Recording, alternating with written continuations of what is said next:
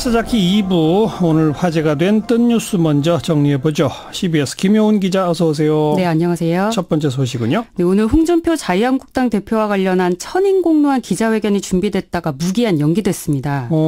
네, 대체 천인공노할 기자회견이라는 게 뭐냐. 예. 처음 들어보는 말이다. 예. 그리고 게다가 회견 2시간 전에 갑자기 취소된 이유는 뭐냐. 이렇게 하면서 네티즌들이 아주 큰 관심을 보였습니다. 누가 기자회견을 하겠다고 했던 거예요? 네, 홍 대표가 2012년 경남지사 보궐선거 그리고 2014년 지방선거 치를 때 조직총괄 본부장을 맡았던 류철환 씨라고 있거든요. 홍 대표의 핵심 측근이었네요. 네, 류 예. 씨가 어제 이런 보도자료를 냈습니다. 보수 분열 획책하는 홍준표를 탄핵한다. 천인공노할 기자회견을 하겠다.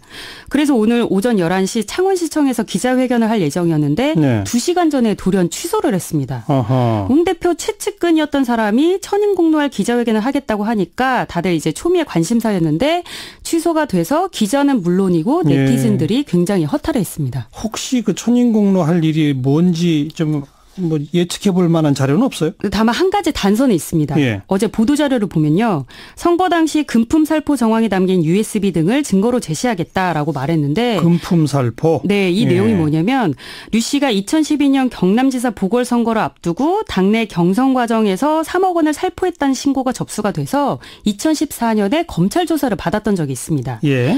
근데 당시 류 씨가 산악회 회원 등 60여 명에게 홍 대표 지지를 당부하면서 수백만 원씩 3억 원을 뿌렸다는 혐의를 받았었는데 예. 그런데 이 혐의만 쏙 빠지고 문자 메시지를 대량 발송한 혐의만 기소가 돼서 벌금 400만 원을 선고받았었거든요. 아하. 근데 어쨌든 중요한 건 검찰 조사 받을 때는 3억 원 살포한 적 없다라고 했다가 이제 와서 증거가 담긴 USB가 있다라고 이렇게 주장을 하는 상황인데요. 그러네요. 그렇다면 과연 류 씨는 왜 홍 대표와 틀어졌을까? 예. 이게 굉장히 좀 궁금한 대목일 텐데 예.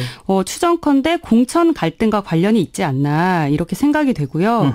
왜냐하면 지금 홍 대표가 오는 6월 지방선거에 자기 사람을 심겠다고 해서 이제 비판을 받고 있는 상황이거든요. 논란이 심하죠. 경남지사, 창원시장 뭐 다. 네네. 그래서 홍 대표 쪽에서 류 씨의 기자회견을 만류한 건지 뭐 자세한 내막은 모르겠지만 어쨌든 앞으로의 전개가 좀 궁금한 상황입니다. 이런 건 며칠 지나면 또 후속 보도들이 나올 겁니다. 다음 소식은요. 네, 이번에는 참담한 소식입니다. 충남 아산의 한 도로에서 소방관 1명과 실습생 2명이 동물 포획 작업을 벌이다가 25톤 트럭에 치여서 모두 숨졌습니다. 예, 너무 안타까운 소식이에요. 좀 소개해 주세요. 네, 오늘 오전 9시 30분쯤 소방서 119에 줄에 묶인 개가 도로에 있다. 이런 신고가 접수됐습니다. 사고 장소에서 가장 가까운 소방서의 소속 김모 소방관이 임용 예정인 실습생 2명과 함께 출동을 했는데요. 네.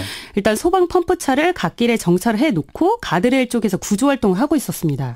그런데 갑자기 25톤 트럭이 소방차를 들이받았고 이 바람에 80m가량 밀려나간 소방차가 김씨 등을 덮치면서 3명 모두 숨졌습니다. 네. 네, 트럭 운전자는 긴급 체포돼서 경찰 조사를 받고 있는 상황이고요. 음주운전을 하지는 않았고 다만 잠시 한눈을 팔았다. 이렇게 진술한 것으로 전해지고 있습니다. 아이고, 그 숨진 소방관 뭐 또 신혼이었다면서요? 네, 올해 29살이었는데요.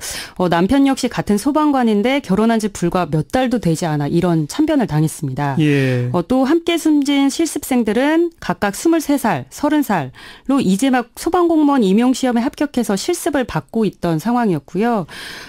꿈을 펼치지도 못한 채 세상을 떠나서 안타까움을 더하고 있습니다.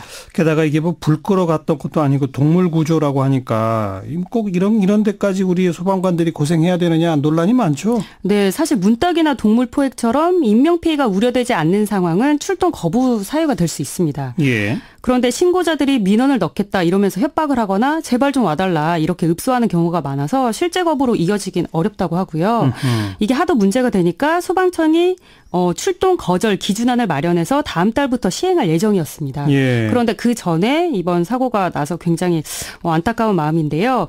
통계를 좀 설명드리면 지난해 전체 구조 출동 건수 가운데 절반인 42만여 건이 인명구조와 관련이 없었다고 합니다. 그래요? 네, 그리고 그중 30%가량이 동물 포획이었다고 하는데요. 아하. 그래서 이번 기준안이 긴급 뭐 잠재 긴급, 비긴급 이렇게 출동 상황을 세 가지로 나눴는데 예. 맹견 포획은 긴급에 해당합니다.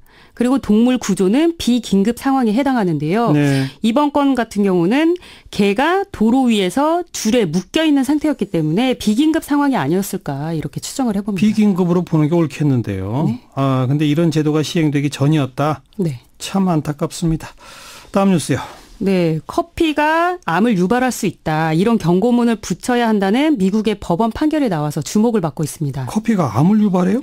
네, 저도 사실 이번에 좀 처음 알게 된 사실인데요. 예. 원두를 볶는 과정에서 아크릴 아미드라고 발암물질이 발생하는데 이게 접착제 원료라고 합니다. 한 비영리 단체가 커피에 발암물질 경고문을 부착해야 한다고 주장하면서 유명한 그 스타벅스를 포함한 커피 업체 90곳을 고소했는데 예. 8년 만에 그 판결이 나왔습니다. 예. 네, 캘리포니아 고등법원은 커피 판매 업체들이 발암 경고를 해야 한다고 판결을 했는데 그런데 판결 사유가 굉장히 의미가 있습니다. 보면요. 피고 측이 인과관계를 부인할 만한 의견 제시를 하지 못했다. 네. 네, 한국 같은 경우에는 통상적으로 소비자인 원고에게 피해 입증 책임이 있잖아요. 그렇죠. 그런데 미국에서는 그 발암 가능성이 없다는 입증 책임이 기업에 있었던 거죠. 근데 기업이 그걸 제대로 입증을 못했다. 네. 아, 이거 우리나라 커피 소비 문화에도 좀 영향을 미치겠는데요?